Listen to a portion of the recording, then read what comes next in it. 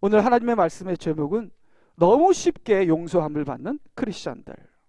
저나 우리 여러분들이나 남을 용서하기는 그렇게 힘들어하면서도 우리 자신들은 그렇게 쉽게 용서를 하더라고요.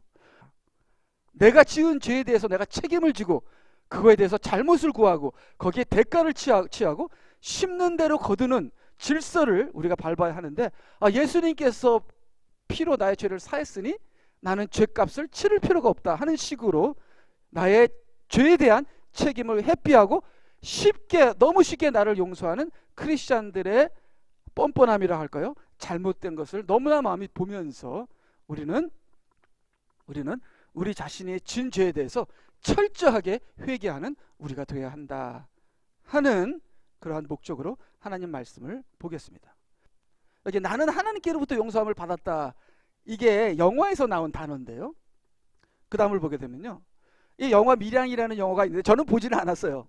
근데 이것 때문에 사회적인 문제까지 일어났습니다. 기독교를 정말 까고 비판한 영화였습니다. 그래서 여기서 살인자가 예수님을 믿었나 봐요. 그리고 예수님의 피로 용서함을 받았다고 해요, 자기가.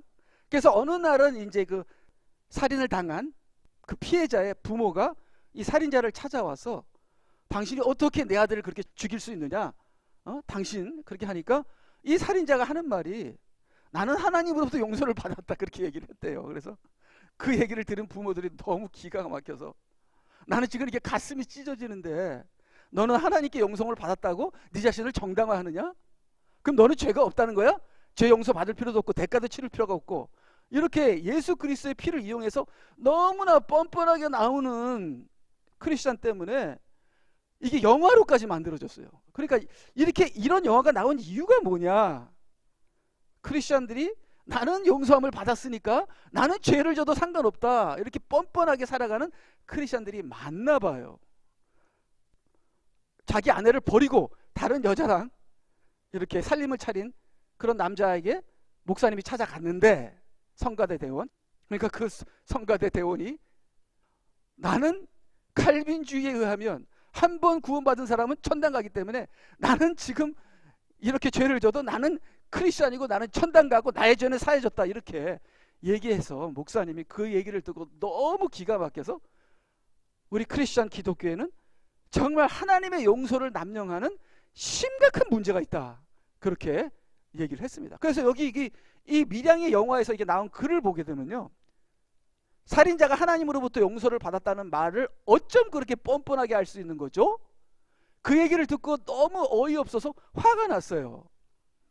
죽은 사람은 돌아올 수가 없고 그게 그렇게 피해자와 가족들로부터 쉽게 용서를 받을 일도 아니잖아요. 그런데 그런 식으로 나는 하나님께 용서받았으니 나는 괜찮다는 그런 자기 정당화를 이 피해자들이 들었을 때 가슴이 찢어지고, 그 피해자의 자식만 죽인 게 아니라 피해자도 죽이는 것이고, 또한 더 심각한 거는 이렇게 말을 하게 되면 하나님을 나쁜 사람으로, 하나님을 불공평한 심판자로, 하나님은 공의가 없으신 자로 하나님을 모욕하게 되는 큰 죄를 짓게 됩니다. 그래서 저는 이런 건 영화에서는 나오겠지 생각하는데, 제가 경험을 했다니까요. 우리와 가까운 사람이 이렇게 그렇게 나쁜 짓을 하고도 하나님이 나를 용서해 줬으니까 나를 괴롭히지 말라, 나는 용서 안 받았다 하면서 자기의 죄에 대한 책임을 안 지려고 하는 그런 사람이 있다는 것에 대해서 정말 제가 놀랐고요. 그 다음에 제 자신도 우리 아내와의 관계에서, 우리 교인들과의 관계에서 나는 예수님 믿으니까 하면서 나를 그냥 쉽게 용서해주는, 그래서 슬쩍 넘어가는, 나의 죄에 대한 책임과 대가를 치르지 않는, 그냥 남을 그렇게 상처를 주고도 나는 예수님으로부터 용서받았으니까 하면서 나를 쉽게 용서해주면서 또 남이 나한테 잘못할 때는 끝까지 물고 늘어주는 이 크리스찬들의 심각한 예수 그리스도의 제사함을 제대로 이해 못하는 심각한 문제를 제가 보면서, 오늘 도대체 예수 그리스도께서 우리를 죄사했다는 그 죄사함이 무엇인지를 우리가 바로 알고, 우리는 죄에 대해서 책임을 지는, 우리는 죄를 짓지 말아야 하지만 죄를 지어서 이웃에게 상처를 주게 되면 거기에 대한 정말 책임감을 지는 우리 크리스찬들이 되어야 하는 것이 바로 성경이다. 우리가 성경을 오해하고 착각했다는 그런 우리의 잘못된 신앙생활 때문에 이런 영화까지 나와서 기독교의 현실을 까는, 우리 기독교가 모욕을 당하는 이러한 영화까지 나오게 된 것이죠. 그래서 솔직히 제가 우리 아내와의 저의 관계에서도 진짜 아내한테 여보 내가 정말 잘못해서 이렇게 따뜻한 말과 선물을 사가서 정말 아내의 마음을 유라고 안 했어요. 그냥 하나님과 나와의 관계에서 주님 잘못했습니다 하고 끝나버렸어요. 그러니까 이 사람이나 저나 우리 크리스천들이 너무나 이웃에게 상처에 준 것에 대해서 예수님의 피, 예수님의 죄사함 하면서 그냥 슬쩍슬쩍 넘어가고 자기 죄에 대한 대가를 치르지 않고 책임을 안 지는 우리 크리스천들이 많아서 이런 영화까지 나오게 된 것이, 사회에서 우리 크리스천들을 보고 예수님을 믿는다면서 어떻게 그렇게 이웃에게 자기 잘못에 책임을 다하지 않는가, 차라리 안 믿는 사람보다 못하다는 그러한 욕을 듣게 되는 우리 크리스천들이, 정말 우리는 우리의 이웃에게, 우리의 남편에게, 우리의 아내에게 정말 그들을 사랑으로 대해주는, 그들에게 상처가 쌓여서 쓴뿌리가 돼서 나중에는 그것이 치유할 수 없는 단계까지 가는 그러한 큰 죄를 저지르지 않는 저가 되기를 바랍니다. 즉 자기를 스스로 정당함으로 자기를 정죄하고 괴롭히지 말라는 교인들이 많다는 거예요. 이렇게 스스로 쉽게 자기를 용서하는 크리스천들 때문에 하나님의 용서함에 대하여, 하나님의 공의에 대하여, 하나님의 사랑과 하나님의 선함에 대하여 사람들이 많이 오해가 생기고 하나님을 무서운 하나님으로, 기독교는 잘못된 것으로 오해를 받게 되는 것이 바로 우리가 주님의 이름에 먹칠을 하기 때문에 그렇다. 우리가 교회 안에서나 교회 밖에서나 정말 조심하면서 한 사람 한 사람에게 우리가 그들을 실족하지 않는 저희들이 돼야 된다는 것이죠. 그 다음을 보게 되면요, 도대체 기독교인들 머리에는 뭐가 들어가 있냐, 이거. 이게 잘못 배운 교리예요. 성경에 있지 않는 교리예요. 이게 성경을 이게 조금 깊이만 들어가도 이런 교리가 안 나오는데, 겉핥기를 하기 때문에 이런 교리가 나온다. 그래서 나는 예수님의 피로 죄사함을 받았으니 앞으로 정죄함이 없다. 정죄함이 있습니다. 어떤 정죄함이? 그러니까 죄인으로서 정죄함이 없는데 자녀로서 정죄함이 있습니다. 근데 그 자녀로서 정죄함이 무서워요. 자녀로서 정죄함이. 그러므로 내가 미래에 어떤 죄를 지어도 이미 용서함을 받은 것이다? 아닙니다. 우리가 죄인으로서는 용서함을 받았지만 자녀로서는 용서함 받은 거 아닙니다. 그리고 우리가 배도하게 되면 구원까지 잃어버립니다. 성경에 배도라고 나옵니다. 믿음에서 떨어지는 거 나옵니다. 3번, 예수님의 피가 크리스천들에게 죄를 지어도 프리패스하는 면죄부가 되어버렸다. 그래서 나는 천당 가니까, 나는 크리스천이니까, 나는 목사니까, 나는 회개했으니까 하면서, 그러니까 저희 아내도 제가 너무 장난을 쳐서, 장난을 치면 안 돼요. 근데 누가 한번 저한테 장난을 쳐봤어요. 농담. 되게 기분 나쁘더라고요. 근데 저는 우리 아내에게 뚱땡아 이렇게 했거든요. 근데 그게 상처더라고요. 상처.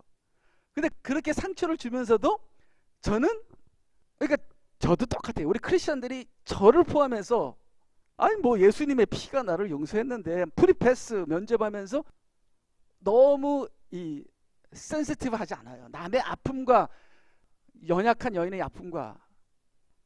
4번, 이렇게 죄를 가볍게 생각함으로 하나님을 두려워 않는, 그러니까 예수님의 피가 무조건 면죄부다 하면서 나의 죄를 가볍게 생각하는, 그러므로 하나님을 두려워하지 않는 크리스천들이 많은데, 이거는 절대로 성경이 아닙니다. 성경은 무서워요.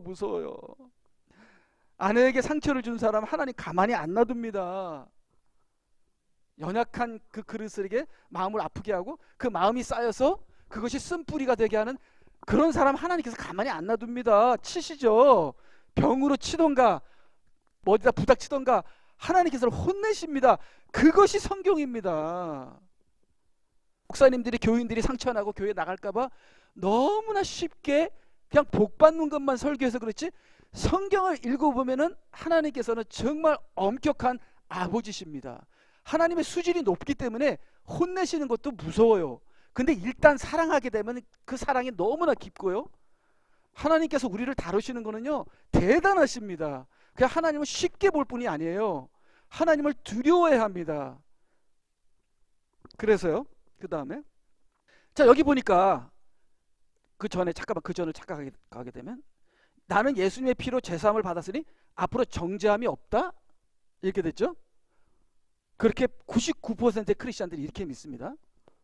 자, 근데 여기 성경을 보니까요, 그러므로 이제 그리스도 예수 안에 있는 자들에게는 결코 정죄함이 없나니 그들은 육신을 따라 행하지 아니하고 성령을 따라 행하느니라. 그러니까 예수님은 나를 용서하셨어, 그렇게 믿는 사람은 성령을 따라 행한다는 거예요. 근데 예수님이 나를 용서하셨고 그러면서 계속 아내의 마음을 아프게 하거나 계속 나의 욕심으로 누구에게 심각한 상처를 주면서도 나는 예수님이 나를 용서했으니까, 나는 죄사함 받았으니까 나를 정죄하지 마, 나는 용서함 받았어 하고 이렇게 뻔뻔하게 자기를 정죄하는 사람들은 예수님의 죄사함을 모르는 사람이고 예수님의 죄사함을 받지 않은 사람이에요. 진짜 예수님의 죄사함 받은 사람은 내 욕심으로 남을 상처를 주는 것이 아니라 그들은 육신을 따라 행하지 아니하고 성령을 따라 행하느니라. 그래서 예수님이 나를 죄사하셨어, 그렇게 자신 있게 얘기를 하시려면요, 성령을 따라 행하는 사람이 되어야 된다는 겁니다. 그래서 너희가 육신을 따라 살면 죽을 것이나, 너희가 누구예요? 크리스찬입니다. 크리스찬이 성령을 따라 하냐고 육신을 따라 행하면서 나는 육신을 따라서 다 망쳐놓고, 가정 망쳐놓고, 그 다음에 우리 친구 관계 다 망쳐놓고 육신을 따라 살면서 그 다음에 예수님이 나를 용서하셨어, 그러니까 나보고 뭐라고 하지마, 이런 사람은 죽는다는 거예요. 너희가 육신을 따라 살면서 정죄함을 받았다고? 육신을 따라 살면 죄사함 받든지 안 받든지 죽어요. 그렇지만 죄사함을 진짜 받았다면 예수 그리스도의 피로 내가 용서함을 받고 죄 씻음을 받았다면 나는 육신을 따라 행하지 않냐고 성령을 따라가려고 기도하고 노력하고 회개하고 살아간다는 것이죠.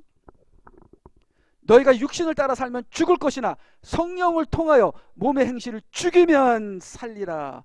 그렇게 자기의 죄를 책임도 안 지고 정당하면서 나는 예수님께 죄사함 받았어 하면서 육신을 따라 계속 사는 사람들은 죽으나 그것을 회개하고 나에 대한 죄값을 치르는 사람들은 살리라, 살리라, 이렇게 나왔습니다. 그러니까 성경을 제대로 봐야 돼요. 제대로 봐야 돼요. 그래서 14절을 뜨게 되면 무릇 하나님의 영으로 인도함을 받는 이들은 곧 하나님의 아들들이니라.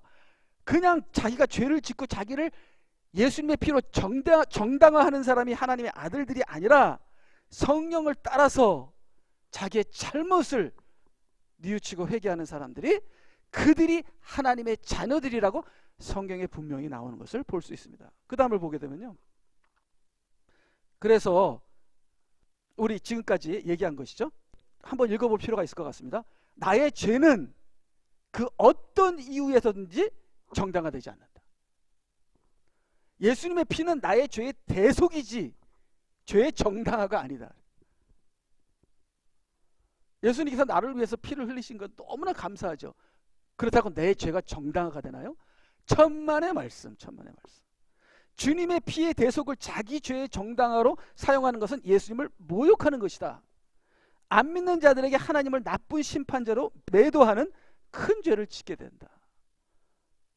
그래서 우리가 누구에게 상처를 주면은 내가 크리스천으로서 어떻게 이렇게 잘못할 수 있을까? 제가 잘못했습니다. 나의 죄입니다. 내가 회개하겠습니다. 그리고 당신에게 회개하고. 그래서 구약에는 남의 이웃의 소나 물건을 해치거나 잘못하게 하면 4배로 갚아주라고 했어요. 4배로 성경에서. 자, 그래서 계속 보게 되면요, 그래서 지금까지 제가 얘기했죠. 2가지 죄와 2가지 심판이 있습니다. 끝까지 믿지 않는 사람들에게는 심판이 있고 용서 없습니다. 믿는 자들의 상처를 주고 정당하는 자들에게는 징계가 있고 용서가 없습니다. 그래서 안 믿는 자들에게는 심판이 있고 용서가 없습니다. 믿는 자들에게는 징계가 있고 용서가 없습니다. 그래서 정죄함이 없나니 있습니다. 징계의 정죄함이 있습니다. 그래서 여러분, 남에게 상처를 주고 편히 누워서 자면은 안 돼요. 그 사람이 찾아가서 그 사람의 마음을 위로하기 전에는 편히 누워서 자면은 나중에 뭐가 어떤 벼락이 떨어질지 모릅니다. 이것은 성경입니다. 성경입니다. 그래서 그 살인자가 용서함 받았다고요? 절대로 용서함 받지 않았습니다. 용서함을 받았다면 그렇게 그 피해자들에게 그런 말을 할 수가 없는 거죠. 그 사람들의 가슴을 또 찢고 그 피해자들까지도 죽이는 그 말을 어떻게 합니까? 용서함 받은 사람이. 용서함 받은 사람은 성령으로 변함을 받은 사람이기 때문에 감히 누구에게 상처 주는 말을 못하고 내가 정죄받지 않기 위해서 나를 정당화하는 말을 못합니다. 제가 여러분들에게, 교인들이 저한테 뭐라 그랬어요? 아니, 감히 목사에게 내가 목사인데 하고 이러면 저는 미친 사람입니다. 저는 교만한 미친 사람이에요. 성도님 말이 맞는 것 같네요. 잘못했습니다. 하나님께서 성도님을 통해서 저를 깨닫게 해주셨네요. 할렐루야. 아니, 하나님 믿고 죄사함을 받은 사람은 하나님의 자녀입니다. 하나님의 자녀는 예수 그리스도의 성품을 닮은 거예요. 예수님이 자기를 정당하기 위해서 남의 가슴에 상처를 줍니까? 그런 사람은 믿는 사람이 아니고 예수님의 피로 죄사함 받은 사람이 아니라는 거죠. 근데 제가 이 영화나 이러한 현실을 제가 들었을 때 그 사람 예수님의 피로 용서함 받았다는데 하면서 헷갈리더라고요. 헷갈려요. 그 사람 잘못한 거야 뭐야 하면서 사람들이 다 헷갈리더라고요. 왜냐하면 이게 말씀을 우리가 자꾸만 잊어버리기 때문에. 근데 말씀을 우리가 이렇게 하나하나 읽어보게 되면요, 그 사람 틀린 거예요. 절대로 용서함 받은 거 아니에요. 그렇게 남의 마음에 상처를 준 사람이 용서함 받았다고요? 천만의 말씀, 성경은 정확하게 얘기하고 있습니다. 그래서 그 다음을 보니까요, 주님의 피의 대속은 나의 죄와 율법의 정죄에서 나를 구원해 주시기 때문에 이제 나는 나의 죄의 삶을 회개하고 돌이켜 성령을 따라 사는 이웃을 사랑하는 삶을 살게 되는 것이다. 그런데 이웃을 사랑하지도 않으며 도리어 이웃에게 죄를 진 후 예수님의 피를 남용하여 자기 죄를 정당화하여 이웃의 가슴에 대못을 박는 자는, 그 다음에 예수님의 피의 대속을 아는 자가 아니라 믿기만 하면 예수님의 피가 내가 이웃에게 지은 죄, 죄값, 죄책감을 저절로 없애주는 것이 아니라 징계예요. 자녀에 대한 징계. 예수님의 피는 예수님처럼 더욱더 철저히 이웃에게 내 혼으로 죄책감을 느끼며 내 몸으로 죄값을 치르는 자기 십자가를 지는 것이다. 그래서 내 혼으로, 내 생각과 마음으로 내가 정말 잘못했구나 하면서 눈물과 뼈저리게 느끼는 거예요. 느껴야 돼요. 느껴야 돼요. 그 다음에 내 몸으로 그 내가 진 죄에 대한 대가를 치러야 돼요. 너 무릎을 100번 꿇어. 1000번 나 앞에 무릎 꿇으면 1000번 무릎을 꿇는 거예요. 내가 잘못했으니까. 그러한 사람이 예수님의 죄사함을 받은 것이고, 그렇게 함으로 우리가 하나님의 징계에서 죄사함을 받게 되는 겁니다. 그래서 안 믿는 사람은 예수님의 피로 죄사함 받고, 믿는 사람은 예수님의 사랑을 행함으로써 우리가 죄사함을 받는 거예요. 너희가 서로 용서하지 않으면 절대로 나도 너를 용서하지 않으리라. 예수님께서 용서하지 않으리라 그렇게 말씀하셨습니다. 그러면 우리가 용서하면, 내가 내 죄를 빌면, 내가 내 할 도리를 하면 예수님께서 나를 용서하시리라. 성경에 다 나와 있지 않습니까? 그러므로 회개의 열매가 없는 죄사함은 거짓이요 믿음을 저버린 것이다. 절대로 자신을 정당화하지 마세요. 우리에게는 의는 없습니다. 의가 없어요. 우리의 의는 예수 그리스도밖에 없어요. 우리가 정말 우리 이웃을 위해서 우리가 정말 조심히 하고 우리가 겸손한 태도를 가져야 되는 것입니다. 그래서 여기 보니까 이렇게 자기를 예수님의 피로 자기를 정당화하는 사람은 예수님을 공개적으로 조롱한다. 여기서 말씀을 좀 빌려봤습니다.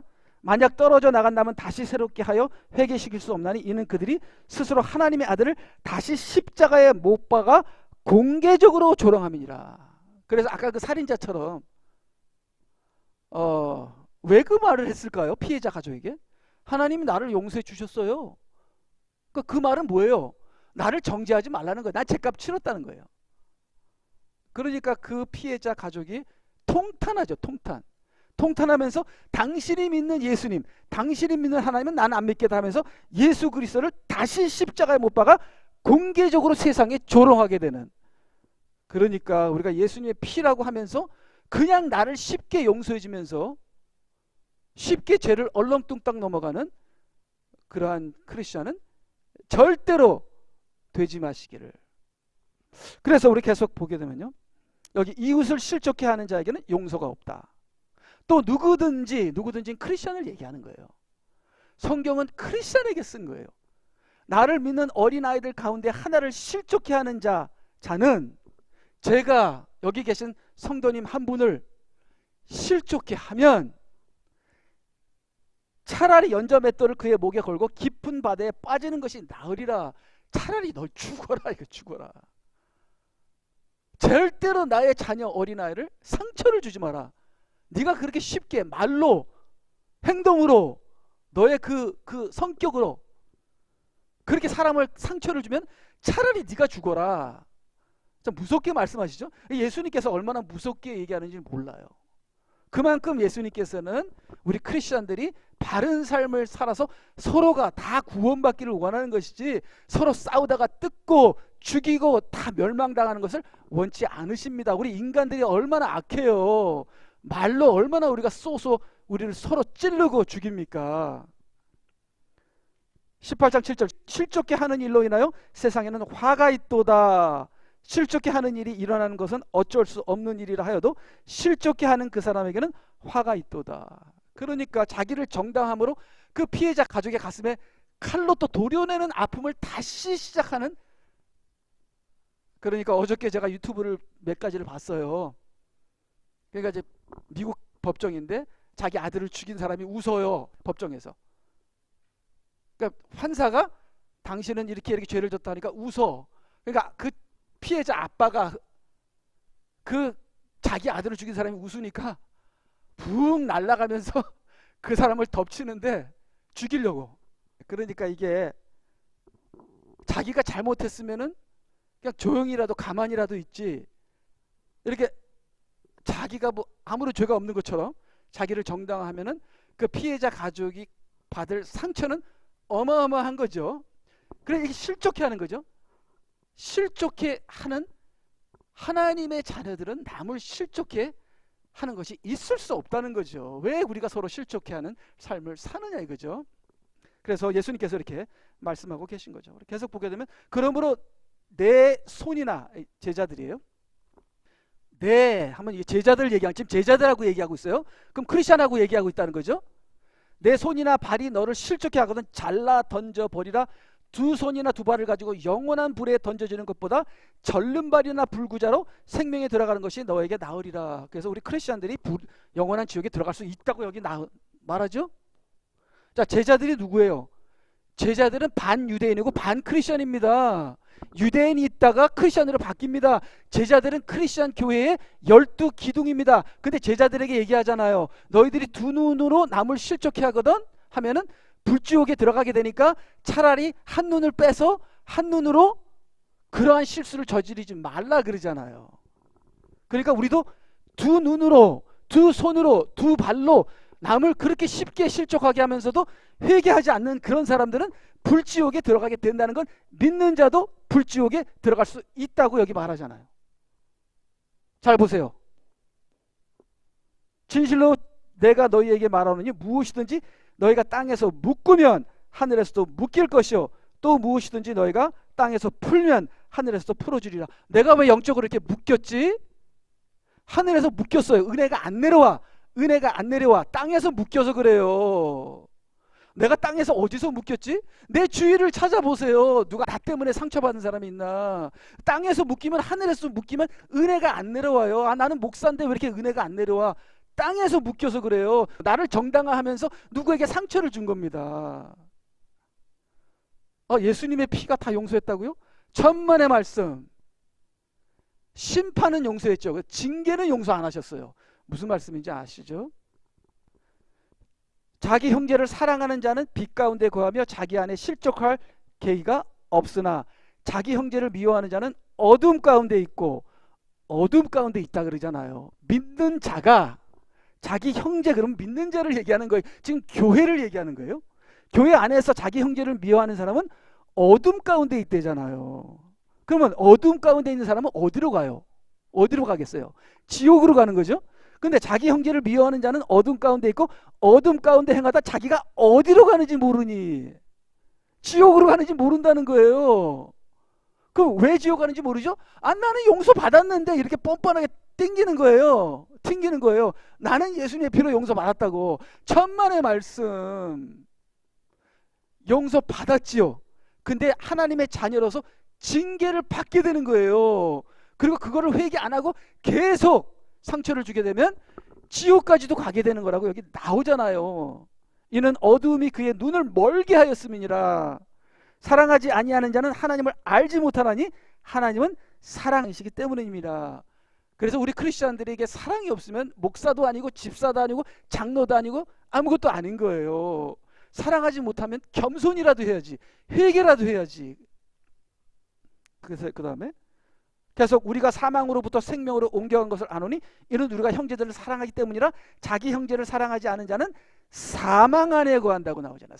사망이 뭐예요? 우리 믿는 자들은, 예수를 믿는 자는 부활이요 생명이니 이는 죽어도 살겠고 또 살아서 그를 믿는 자는 영원히 살리라. 우리 믿는 자들에게는 사망이 없습니다. 우리는 생명이요 부활입니다. 근데 자기 형제를 사랑하지 않는 자는 믿는 자가 아니라는 거죠. 예수님에게 사함받았다고요? 천만의 말씀. 사함받지 않았습니다. 자기가 그렇게 말하는 거지. 3장 15절 자기 형제를 미워하는 자는 누구나 살인자요. 그러니까 그 살인자가 또 살인을 하는 거예요. 전에는 칼로 육신을 죽였지만 지금은 이 자기 정당화로 마음을 죽이는 거예요. 피해자의 마음. 온 가족을 말살시켜버리는 겁니다. 그런 살인자가 사함을 받았다고요? 천만의 말씀. 살인자는 누구나 영원한 생명이 그 안에 거하지 않음을 너희가 아느니라. 그래서 여러분 헷갈려 하지 마세요. 남의 상처를 주고 그냥 뻔뻔하게 나는 크리스찬이다 하는 사람에게는 생명이 없고 크리스찬도 아니고, 크리스찬일지라도 믿음에서 떨어져 나간 사람들이다.